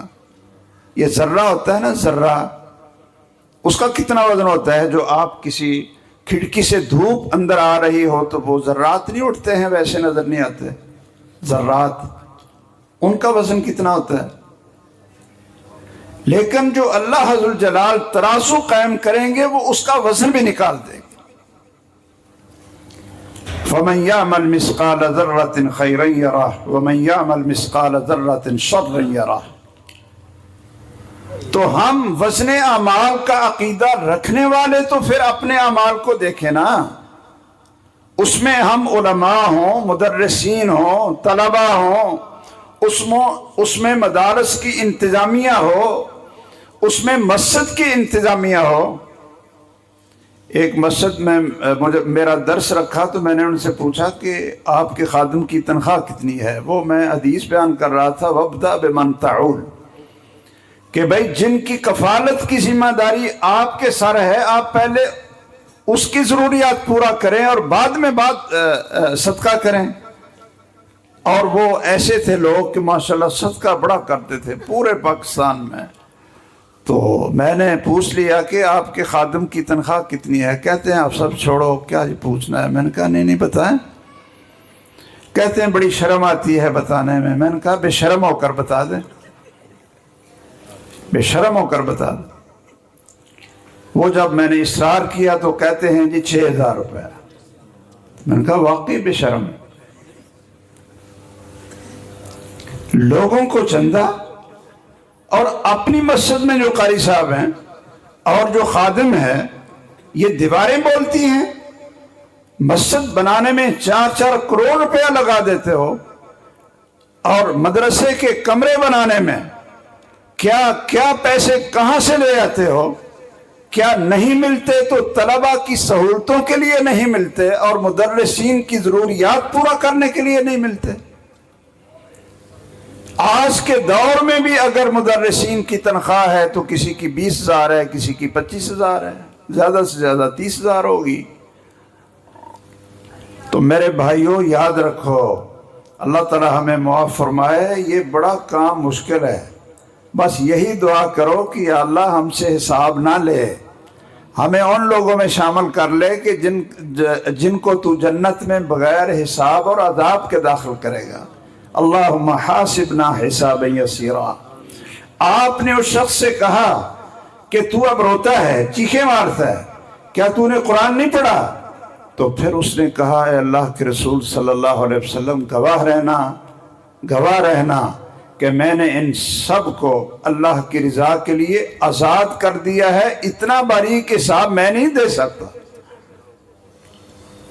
تو ہم پتہ نہیں یہ سارے چندے بھی اکٹھے کر کے اور سارا کچھ کر کے اور سارا یہ کاروبار اور ساری یہ تنظیمیں اور ساری یہ جماعتیں اور سارے اختلافات اور دین کے نام پر پتہ نہیں کیا کیا ہے، ہم اس کا حساب کیسے دیں گے؟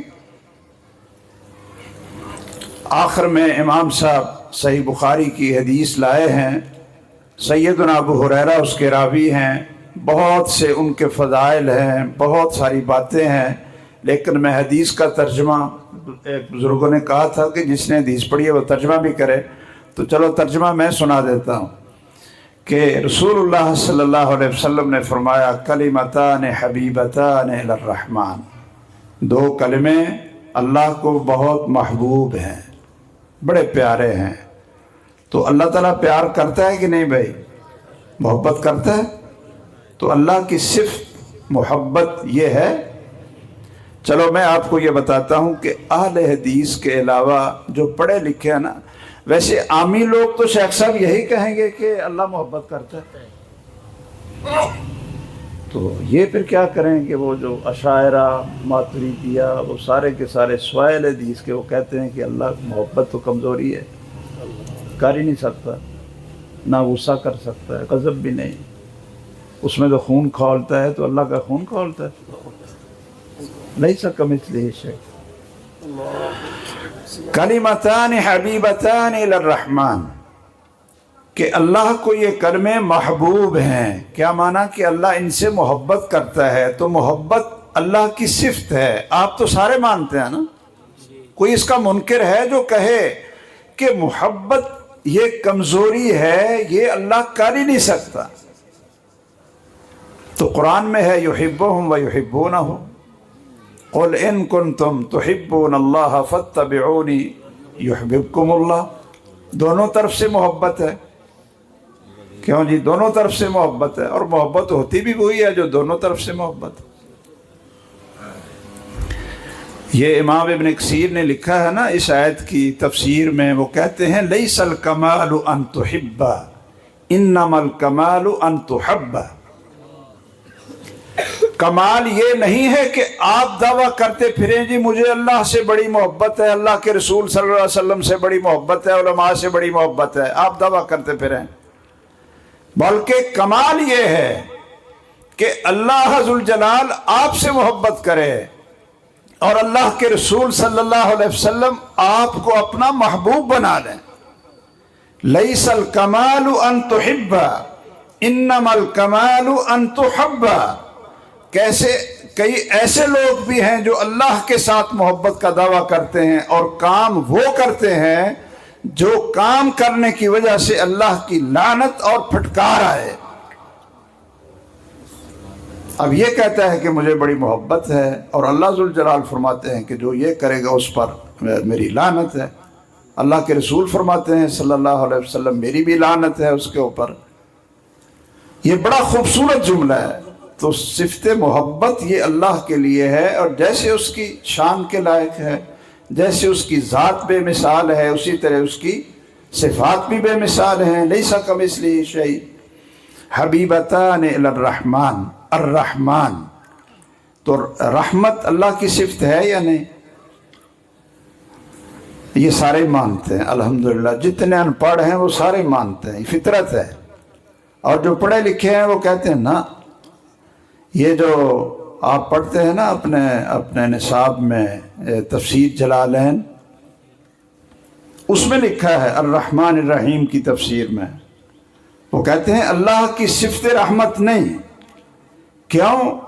اس لیے کہ رحمت ہوتی ہے رقۃ فی القلب، کہ دل کا ڈھیلا ہو جانا اور دل میں نرمی پیدا ہو جانا، یہ کمزوری ہے۔ تو اللہ کی صفت رحمت نہیں ہے، رحمت سے مراد مجاز ہے، تعویل ہے، عقل نہیں مانتی کہ اللہ کی صفت رحمت ہو۔ تو اس میں لکھا ہے جو ہمارے بچوں کو پڑھائی جاتی ہے، تفسیر بیضاوی ہے وہ پڑھائی جاتی ہے، کوئی عقیدے کا ماہر پڑھائے نا جو ساتھ ساتھ بتائے کہ اس کے اندر کیا زہر بھرا ہوا ہے، تفسیر جلالین میں، تفسیر بیضاوی میں کیا زہر بھرا اس میں۔ تو انہوں نے کہا ہے کہ جی رحمت کا معنی یہ ہے ارادت الخیر، ارادت الخیر، رحمت کوئی صفت نہیں اللہ ذوالجلال کی۔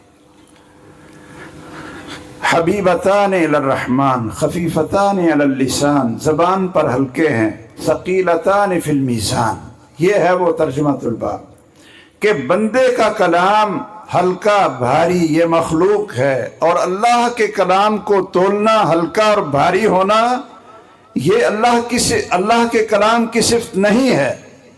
اصل مقصد امام بخاری کا یہ ہے ثقیلتان فی المیزان، کہ میزان میں وہ دونوں کلمے بھاری ہیں۔ وہ کون سے ہیں؟ پہلے شوق دلایا نا، پہلے شوق دلایا اور پھر کہا وہ دونوں کلمے ہیں سبحان اللہ و بحمدہ سبحان اللہ العظیم۔ تو یہ اللہ کی جو تسبیح ہے، اللہ کی تحمید ہے، اس کے بہت فضائل ہیں۔ شیخ صاحب نے ایک کتاب بھی لکھی ہے، ذکر کے فوائد ہیں، ہاں، ذکر الہی سے معرفت الہی تک۔ ماشاءاللہ مجھے بھی تحفہ انہوں نے دیا ہے، میں نے بھی فائدہ اٹھایا، پڑھا اس کو، اللہ ان کی زندگی میں برکت فرمائے۔ تو آپ حضرات بھی یہ کتابیں پڑھا کریں، قرآن بھی پڑھا کریں ترجمے سے، احادیث بھی پڑھا کریں، اور جو اس طرح کی عقیدے کو صحیح کرنے والی اور اللہ سے جوڑنے والی کتابیں ہیں ان کو پڑھا کریں، اور بطور تحفہ کسی کو دیا کریں، بطور گفٹ کسی کو دیا کریں، خریدا کریں، پیسے خرچ کیا کریں۔ میں اپنی ان بیٹیوں سے 13 بیٹیاں ماشاءاللہ جو دین کی عالمہ بن کر فارغ ہو کر نکل رہی ہیں، ان سے یہی گزارش کروں گا کہ جو آپ نے سیکھا اس کو مضبوط کرو اور بڑھاؤ، اس پر خود بھی عمل کرو، اور جہاں بھی آپ جاؤ، آپ دو گھر ہیں، آپ دونوں گھروں میں انقلاب برپا کر سکتی ہیں، اپنے والدین کے گھر میں اور دوسرے گھر میں جہاں آپ دلہن بن کر جائیں وہاں بھی آپ انقلاب برپا کر سکتی ہیں۔ بہت بڑی ذمہ داری ہے۔ جب یہ امانت انسان کے سر پہ آ جائے تو یہ نبیوں کی وراثت ہے، نبیوں کی وراثت ہے، اور سب سے بہترین کام اس کائنات میں یہی ہے کہ قرآن و سنت کا علم پھیلایا جائے، اس کا نور پھیلایا جائے، اور اپنی زندگی سادہ رکھیں۔ ہمارے یہ جو سوشل میڈیا کی وجہ سے خواتین کے اندر بھی بلکہ مردوں کے اندر بھی، کل میں نے پرسوں ایک نکاح پڑھانا تھا، کہتے تھے جی آپ آ جائیں ٹائم پر، میں گیا تو 1.5 گھنٹہ انتظار کیا۔ میں نے کہا کیا ہوا، آپ لوگ تو ماشاءاللہ بڑے نمازی، بڑے پابند ہیں۔ تو کہنے لگے جی کیا کریں، بچی بھی وہ کیا ہوتے ہیں جی، بیوٹی پارلر، بچی بھی بیوٹی پارلر میں چلی گئی ہے اور بچہ بھی بیوٹی پارلر میں ہے، وہ دونوں آئے نہیں رہے۔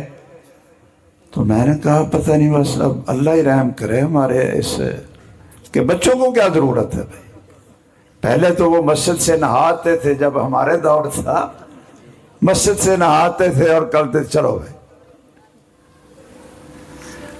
اب سارے پارلروں میں جانے لگ گئے ہیں۔ اب پتہ چلا ہے کہ مولوی بھی جب آتے ہیں وہ اس کے اوپر ٹی وی پر، تو وہ بھی پہلے وہ میک اپ سارا کرنا پڑتا ہے ان کو، پھر وہ آ کر ماشاءاللہ ٹک ٹاکر بن کر اور مراسی بن کر اور لوگوں کو لطیفے سنا کر علم اور دین کے نام پر وہ ایک دھبا ہے، ایک داغ ہیں، علم کے نام پر داغ ہے۔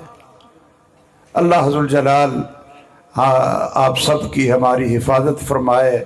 تو بہت بہت مبارک ہو ان 13 ہماری بیٹیوں کو بھی، ان کے والدین کو، اس مدرسے کو، سب کو میری طرف سے بہت بہت مبارک ہو۔ اللہ ذوالجلال اس ادارے کو قائم رکھے، دائم رکھے، اور اس کا نور اور برکتیں اور زیادہ اللہ ذوالجلال پھیلائے۔ اور ہمارا یہ بیٹا قاری شوکت صاحب ماشاءاللہ، یہ جامعہ ابی بکر جب ہم پڑھاتے تھے تو وہاں اس وقت یہ ادھر پڑھتے تھے، بڑا پرانا تعلق ہے ان سے، میرے خیال میں 40-42 سال کا، اور بڑے محنتی ہیں۔ اللہ ان کی کوششوں اور کاوشوں کو قبول فرمائے، ان کے معاونین کے جو تعاون ہے اللہ اس میں برکت فرمائے، ایمان میں، اولاد میں اللہ تعالیٰ برکت فرمائے۔ بارک اللہ فیکم۔ میں نے بہت ٹائم آپ کا لیا، اور جو خطباء ہوتے ہیں نا ان کے لیے کسی کی تقریر سننا بڑا مشکل ہوتا ہے۔ اب ہمارے شیخ نے پتہ نہیں کتنے صبر سے سنا ہے۔ بارک اللہ فیکم۔